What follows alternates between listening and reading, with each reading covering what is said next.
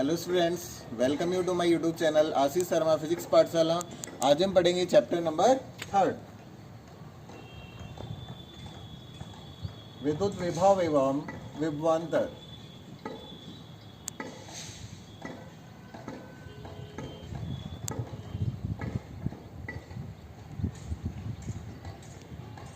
विभव एवं विभवांतर की जो परिभाषा है वो आपने 10th क्लास में भी पढ़ी होगी। विद्युत विभव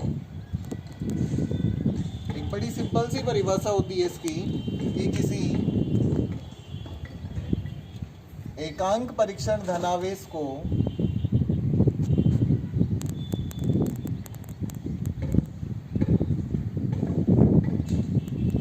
अनंत से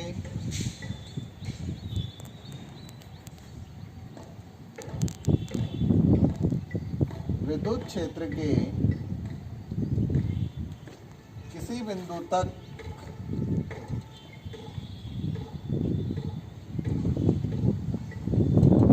विस्थापित करने में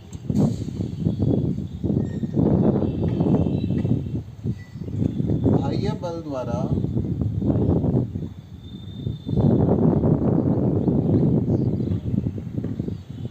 किया गया कार्य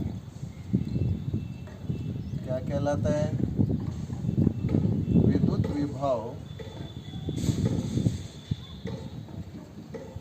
कहलाता है। ये सिंपल सी डेफिनेशन आपने 10th क्लास में भी पढ़ ली होगी कि किसी भी एकांक परीक्षण धनावेश को अनंत से विद्युत क्षेत्र के किसी बिंदु तक विस्थापित करने में बाह्य बल द्वारा किया गया कार्य क्या कहलाता है? विद्युत विभव। लेकिन अब यहाँ हम विभव की डिटेल स्टडी करेंगे। ये तो 10th लेवल तक की बात है। अब हम 12th की बात कर रहे हैं तो हम सबसे पहले पढ़ेंगे कि हमें विद्युत विभव की आवश्यकता कहाँ हुई। हमने आवेश पढ़ा, आवेश या आवेशों का समूह, और इस आवेश या आवेशों के समूह के कारण हमने विद्युत क्षेत्र निकाला, जिसे हमने विद्युत क्षेत्र की तीव्रता ई वेक्टर से डिनोट किया था। अब विद्युत क्षेत्र की तीव्रता एक सदिश राशि है। अगर हमें एक आवेश के कारण विद्युत क्षेत्र की तीव्रता निकालनी है तो हम आसानी से निकाल लेंगे, लेकिन अगर हमें आवेशों के समूह के कारण विद्युत क्षेत्र की तीव्रता निकालनी हो तो आपको अध्यारोपण का सिद्धांत याद होगा। हमें सबसे पहले क्या करना होता है? इन सभी आवेशों के कारण विद्युत क्षेत्र की तीव्रताएं निकालनी होती हैं और फिर उनका सदिश योग करना होता है। तो ये जो काम होता है ये थोड़ा सा कॉम्प्लिकेटेड हो जाता है। ई वेक्टर को जो कंप्यूट करना है, इसकी गणना करनी है, वो थोड़ी सी जटिल हो जाती है। जबकि जो विभव राशि है, विभव ये विभव कैसी राशि है? अदिश राशि है। तो इसके लिए गणना करना अपेक्षाकृत आसान होता है। और हम किसी भी आवेश के कारण अगर पहले विभव ज्ञात कर लें तो विभव की सहायता से भी विद्युत क्षेत्र ज्ञात किया जा सकता है, जो कि अपेक्षाकृत अधिक सुविधाजनक है। इसलिए अब हम विद्युत क्षेत्र के बाद किसको पढ़ेंगे? विद्युत विभव को। अब विद्युत विभव की जो परिभाषा होती है वो भी हम अलग अलग संदर्भ में देखेंगे।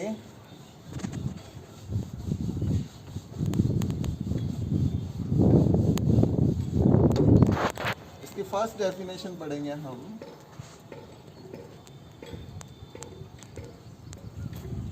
मान लीजिए ये कोई आवेश है आपके पास Q। ये आवेश क्या करेगा? अपने चारों ओर एक विद्युत क्षेत्र उत्पन्न कर लेगा।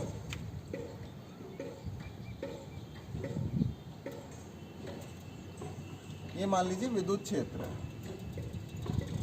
ठीक है। इस प्रकार से यहां इस पॉइंट पर मान लीजिए ये कोई पॉइंट है A।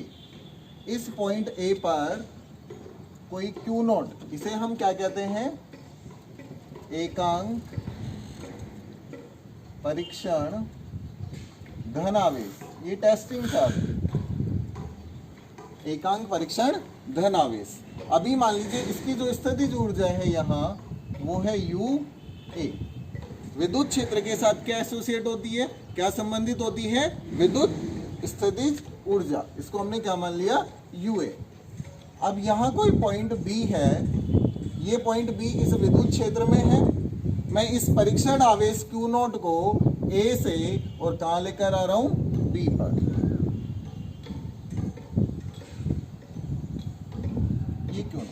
मैंने इसे ए से कहाँ विस्थापित किया है, बी पर।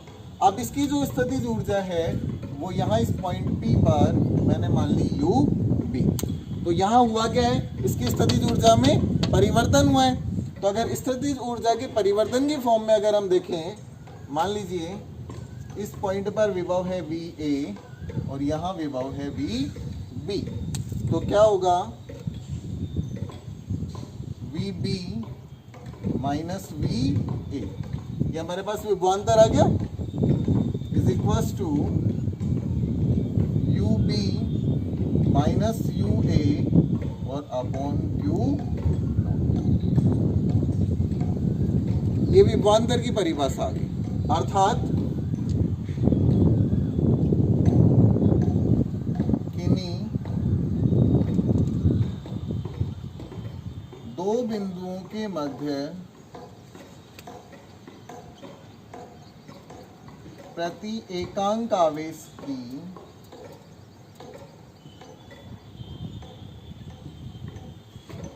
विद्युत स्थितिज ऊर्जा में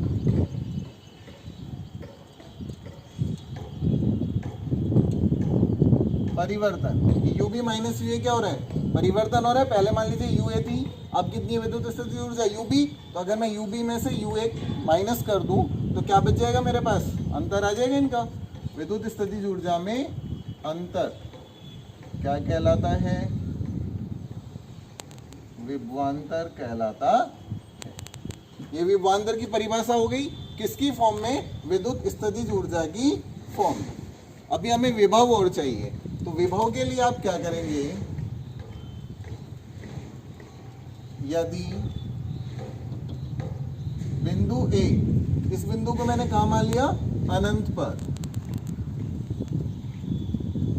अनंत पर हो तो अनंत पर जो स्थितिज ऊर्जा होती है उसका मान कितना होता है, 0, और विभव भी कितना होता है अनंत पर, 0। तो V B minus 0 is equals to U B minus 0 upon Q naught. क्या बन गया यहाँ से, V B is equals to U B upon Q naught. ये हमारे पास किसकी परिभाषा आ गई, विभव की। इसका मतलब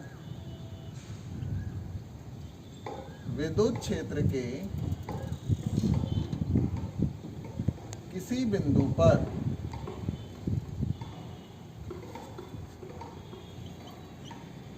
प्रति एकांक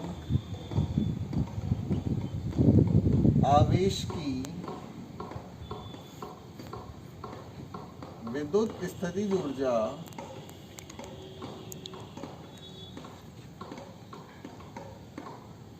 क्या कहलाती है, विद्युत विभव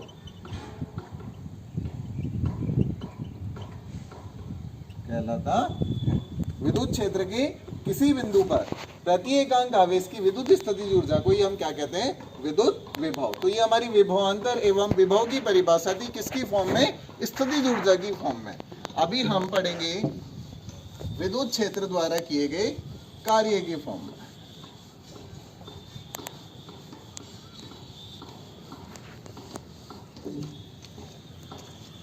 सेकंड देखिए,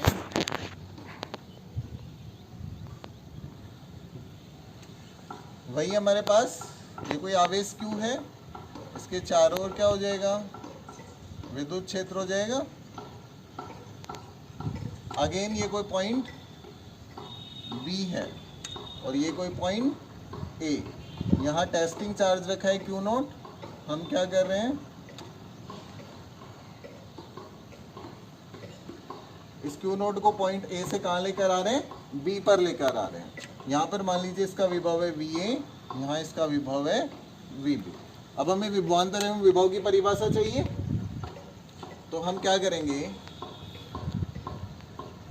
यदि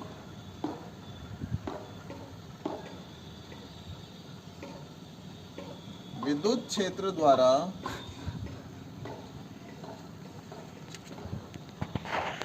आवेश क्यू नोट को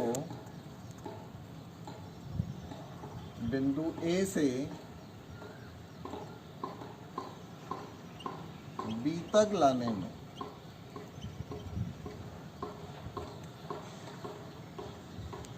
किया गया कार्य WE हो तो देखिए हमारे पास क्या आ रहा था, VB is equals to del U भाई VB माइनस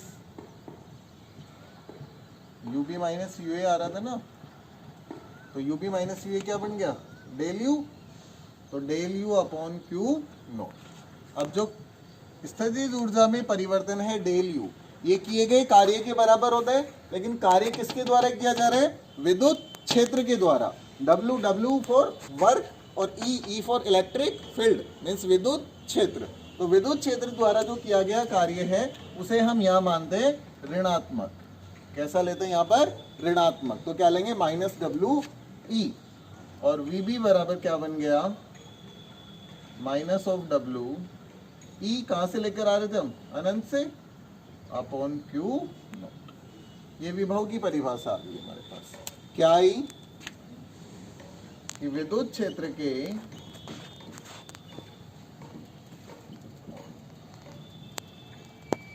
किसी बिंदु पर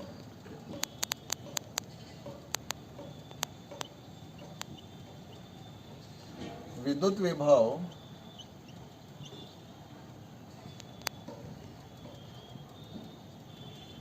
किसी एकांक परीक्षण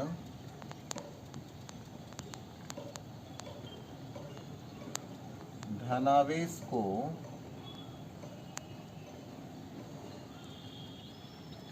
अनंत से उस बिंदु तक लाने में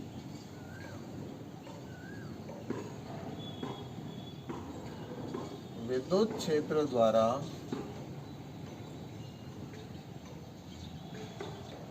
किए गए ऋणात्मक कार्य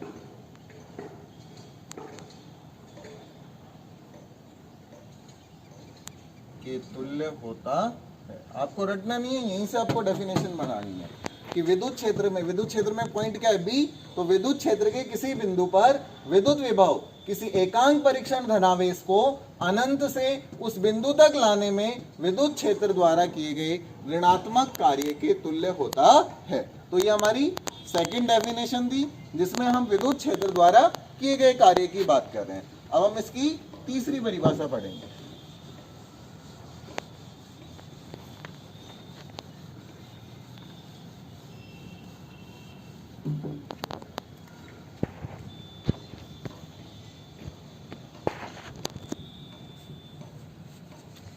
वही हर बार की तरह आवेश Q, इसके चारों ओर विद्युत क्षेत्र, ये कोई मेरा पॉइंट B, ये कोई पॉइंट A, चार्ज रखा है Q0 और मैं इसको A से कहाँ लेकर आ रहा हूँ, B पर। यहाँ विभव VA, यहाँ विभव VB, ठीक है। अब बाह्य बल द्वारा किया गया कार्य, यहाँ हम किसके द्वारा लेके आ रहे हैं, बाह्य बल द्वारा किया गया कार्य, इसको हम नाम देंगे W एक्सटर्नल। एक्सटर्नल का मतलब क्या होता है, बाह्य। तो यदि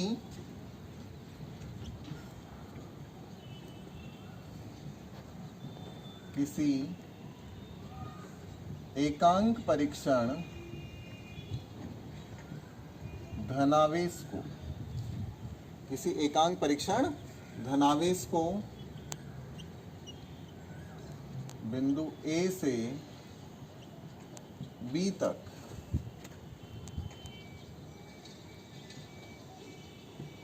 विस्थापित करने में बाह्य बल द्वारा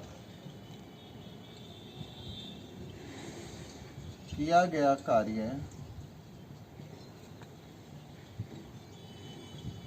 अब इसको हमने नाम दे दिया W एक्सटर्नल हो तो ये जो W एक्सटर्नल होता है इसका मान माइनस W ई के इक्वल होता है। ये दोनों क्या होते हैं, विपरीत दिशाओं में होते हैं, परिमाण इनका बराबर है। विद्युत क्षेत्र द्वारा जो किया गया कार्य था उसको हम माइनस ले रहे थे, और बाह्य बल द्वारा किए गए कार्य को हम क्या लेते हैं, हमेशा धनात्मक लेते हैं। तो W external is equal to minus of W E. क्या आ रहा था हमारे पास, V B minus V A is equal to minus of W E upon Q naught, क्योंकि minus of W is equal to W external. W external क्या है, बाह्य बल द्वारा किया गया कार्य। V B minus V A is equal to W external upon Q. यदि बिंदु ए कहाँ हो, अनंत पर हो, तो अनंत पर विभव कितना होता है, 0। कैसे होता है ये हम आगे पढ़ेंगे। अनंत पर विभव कितना होता है, 0। Then V B minus 0 is equal to W external upon Q naught.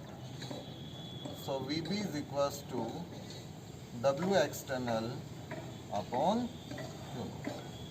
अच्छा, इस स्थिति में क्या होना चाहिए, गतिज ऊर्जा में, जबकि गतिज ऊर्जा में कोई परिवर्तन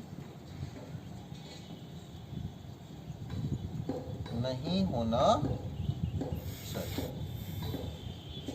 ठीक है, तो यहां से विद्युत विभव की क्या परिभाषा बन गई फाइनल आपके पास, जो एग्जाम में लिखनी है आपको। किसी एकांक परीक्षण धनावेश को अनंत से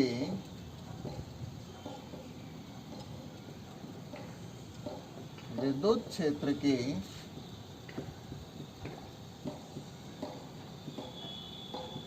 किसी बिंदु तक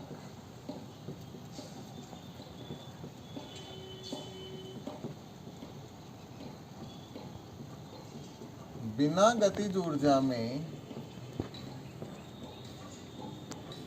परिवर्तन किए लाने में बाह्य बल द्वारा किया गया कार्य उस बिंदु पर विद्युत विभव कहलाता है।